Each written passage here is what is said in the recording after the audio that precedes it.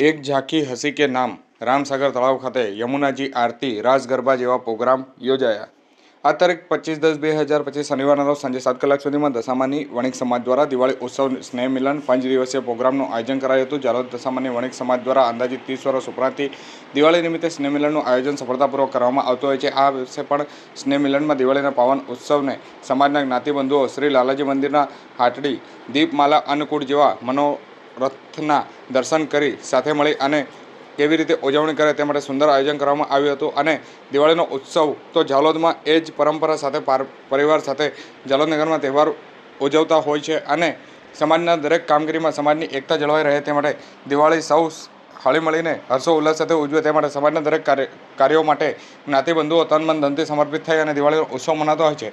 દશામાની વણિક સમાજ દ્વારા વણિક સમાજની વાડીમાં 5 દિવસીય માટે જ્ઞાતિબંધુઓ માટે જમવા સાથેનું આયોજન કરવામાં આવ્યું હતું અને દરરોજ રાસ ગરબા ફટાકડા ફોડી દિવાળી ઉત્સવ ઉજવ્યો।